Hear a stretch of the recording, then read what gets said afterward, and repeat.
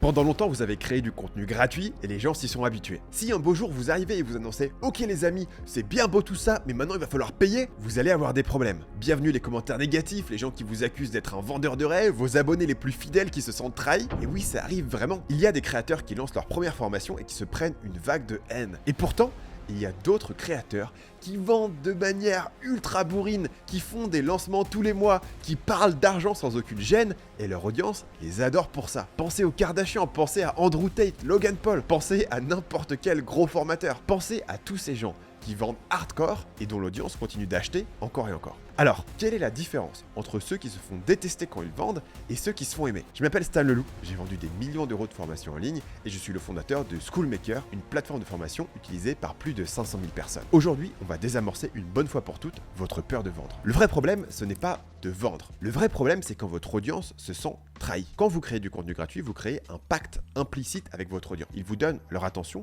leur temps, leur confiance, et en échange, vous leur donnez de la valeur. Le problème arrive quand les gens ont l'impression que le pacte est rompu, qu'en fait, tout ce contenu gratuit n'était qu'un piège pour leur vendre quelque chose derrière, qu'il n'était pas vraiment votre audience, des gens que vous vouliez aider, mais juste une cible dont vous voulez tirer de l'argent. Et c'est pour ça que les vendeurs bourrins s'en sortent très bien. Les Kardashian, les Logan Paul, les Andrew Tate ne cachent pas qu'ils sont là pour l'argent. C'est littéralement leur marque de fabrique, c'est la première chose que vous savez quand vous rencontrez ces gens. Donc leur audience sait à quoi s'attendre dès le départ, et il n'y a pas de trahison possible. C'est comme un guide touristique. Prenez deux scénarios. Scénario A, vous êtes en vacances. Un habitant local vous aborde et discute avec vous. Il vous montre des photos de ses enfants, il vous apprend quelques mots de la langue, puis il vous propose de vous faire visiter la ville. Vous acceptez avec enthousiasme. Mais à la fin de la visite, il vous demande de l'argent. Vous vous sentez trahi, vous payez, mais avec un goût amer dans la bouche. Scénario B, un habitant local vous explique qu'il est guide touristique. Vous propose de faire le tour des attractions pour un certain prix. Vous acceptez, vous passez une super journée, et à la fin vous êtes content et vous lui laissez un généreux pourboire. La différence entre ces deux scénarios, c'est que dans le premier cas, vous pensiez être son ami, et dans le deuxième cas, vous saviez dès le départ que c'était un échange commercial.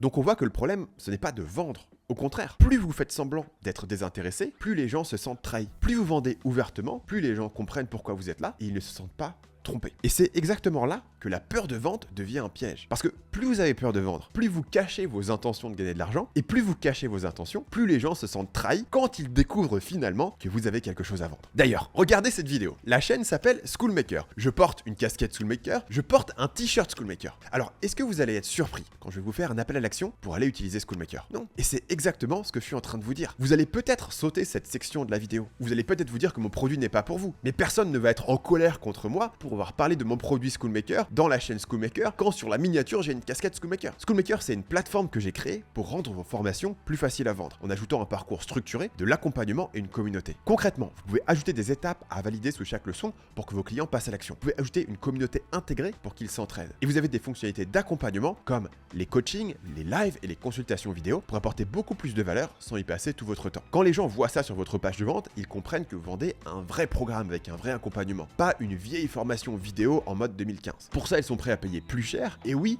vous passez moins pour un chacal qui n'est là que pour la thune. Schoolmaker est déjà utilisé par plus de 1800 formateurs pour accompagner plus de 500 000 personnes. Cliquez sur le premier lien dans la description pour démarrer votre essai gratuit. Je vois des entrepreneurs se plaindre. En France, les gens pensent que l'argent c'est mal et ils s'énervent quand on essaye de leur vendre quelque chose. Bon d'abord, oui, les Français sont particulièrement mal à l'aise avec l'argent, mais ça n'a jamais empêché personne de devenir riche ni de vendre. Ensuite, ne surestimez pas cette différence culturelle. Pour consommer beaucoup de contenu anglophone, je sais que les anglo-saxons se plaignent exactement de la même chose. Tenez, je suis tombé hier sur cette vidéo d'un anglais qui prend pour acquis que dans notre société, c'est-à-dire dans la société anglo-saxonne, on n'ose pas parler d'argent. The fact that we don't talk about money as a society makes this a lot worse because you don't know what the person next to you is making and what the other entrepreneur on the other side of the room is making. Et vous pouvez trouver des centaines de vidéos d'Américains sur la peur de vente, le même thème que cette vidéo. Alors oui, certains pays sont moins complexés que la France là-dessus, mais c'est une question de degré. Il y a des Américains qui pensent que l'argent c'est mal, il y a des Français capitalistes. Ce qui est énorme, c'est pas la différence entre les pays, c'est la différence de mentalité entre deux individus, même au sein d'un même pays. Parce qu'il y a une minorité de gens qui sont effectivement votre pire cauchemar. Ils pensent que l'argent c'est mal, que vendre c'est mal,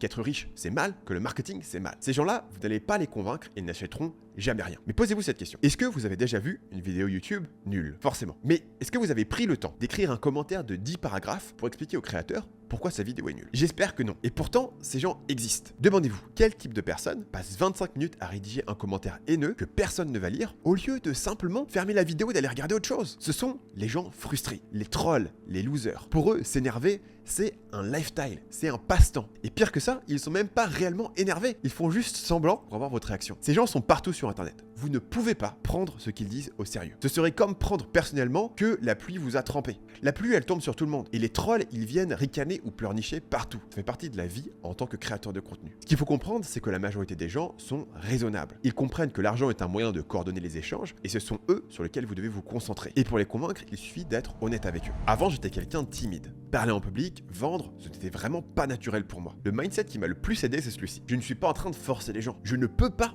forcer ces gens à faire quoi que ce soit. Tout ce que je suis en train de faire, c'est leur proposer quelque chose qui pourrait les aider. Si ça leur plaît, ils achètent. Si ça ne leur plaît pas, ils achètent pas. C'est juste une proposition. Et il peut pas y avoir de mal à faire une proposition. Si vous proposez un produit qui n'intéresse personne, personne n'achète. Voilà, c'est tout. Ça n'aura fait de mal à personne. Personne n'est forcé d'acheter votre produit. S'ils décident d'acheter, c'est parce que eux, ils pensent y trouver de la valeur. Une fois que vous avez intégré ça, voilà les actions concrètes que vous pouvez faire. La première, c'est de toujours être clair sur votre intention de vivre de votre activité. Dites-le clairement. Mon rêve est de pouvoir vivre de ma passion et de vous aider à résoudre votre problème. Pour ça, j'ai créé des produits payants. Ça permet d'être sûr que les gens ne se sentent pas trahis. Action numéro 2, ajoutez une garantie. Personnellement, j'aime bien faire 60 jours satisfaits ou remboursés, mais vous pouvez faire 30 ou 14 si vous préférez. Quand vous avez une garantie comme ça, chaque personne qui achète a l'option de se faire rembourser. Ils peuvent même regarder toute une partie de la formation et ensuite prendre une décision. Donc chaque personne qui, au bout de 60 jours dans mon cas, n'a pas demandé de remboursement, qu'est-ce que ça veut dire? Ça veut dire que non seulement ils ont pensé que ça allait les aider au moment d'acheter, mais qu'en plus, après avoir regardé à l'intérieur de la formation, ils ont décidé que ça valait vraiment l'argent qu'ils ont payé. Quand vous proposez ce genre de garantie, vous savez que vous n'avez jamais pris l'argent d'une personne qui n'a pas obtenu en échange une valeur qu'elle considère comme suffisante. Ça vous donne beaucoup plus de confiance pour vendre. Troisième action, expliquez toujours comment avoir des produits payants va être bénéfique aussi pour votre audience. Par exemple, si vous gagnez assez d'argent pour passer à plein temps sur votre chaîne YouTube, vous allez pouvoir améliorer encore plus la qualité et la quantité de votre contenu gratuit. Donc même ceux qui n'achètent pas ont un intérêt dans votre succès. Quatrième action, annoncez toujours quand vous allez vendre. Par exemple, quand je fais un webinaire, je dis toujours au début, à la fin de ce webinaire, je vous présenterai un programme payant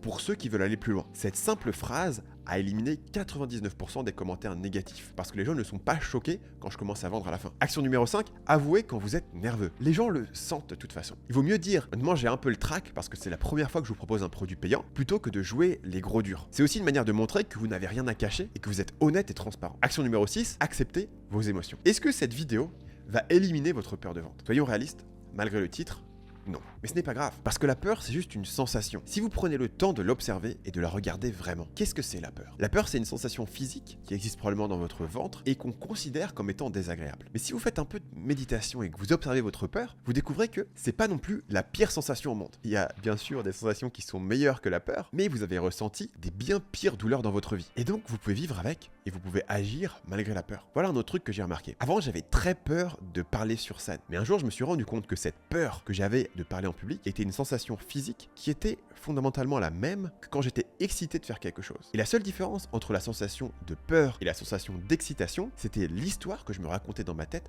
vis-à-vis de cette sensation. Si j'avais une histoire positive, j'ai interprété la sensation comme étant une excitation, et si j'avais une histoire négative, j'ai interprété la sensation comme étant de la peur. Ce que ça veut dire, c'est que la peur ne peut pas vous faire de mal. La seule chose qui peut vous faire du mal, c'est d'écouter cette peur et de ne pas faire les choses. Pour prendre une analogie, si vous sautez en parachute, que vous ayez peur ou non, le résultat est le même, vous arrivez en bas dans tous les cas. La seule chose qui peut vous bloquer, c'est si votre peur vous empêche de sauter. Mais si vous sautez avec ou sans peur, ça revient au même. Et c'est pareil pour un lancement de produit. La 7e action, c'est de pratiquer. Je vous ai quand même promis que cette vidéo allait détruire votre peur de vente, alors voilà comment vous allez réellement la détruire une bonne fois pour toutes, et vous allez la détruire par la pratique. Une fois que vous avez fait quelques lancements, vous comprenez un truc. À chaque lancement, il y a des gens qui vous remercient parce que vous les avez aidés avec un problème super important, et des gens qui vous disent que c'est trop cher, que vous n'êtes là que pour l'argent, que vous n'avez rien compris, etc. Quoi que vous fassiez, il y aura toujours des gens qui sont pas contents. Et une fois que vous l'avez vécu assez de fois, ça perd son pouvoir sur vous. L'autre chose que vous allez apprendre avec la pratique, c'est que le résultat d'un lancement n'est pas un jugement sur qui vous êtes en tant que personne. J'ai fait des lancements qui ont cartonné et j'ai fait des lancements qui ont fait un flop. Et ce que ça m'a appris, c'est que chaque lancement n'est pas un jugement sur moi ni sur mon travail. Le résultat de chaque lancement est juste une information sur le product market fit. Est-ce que mon produit répond bien aux besoins des gens? Et que mon lancement marche ou non, j'aurais appris quelque chose. Mais attention, ça ne veut pas dire qu'il faut vendre n'importe quoi. Les formateurs qui réussissent font 7 choses avant de se lancer et je vous explique lesquelles dans cette vidéo.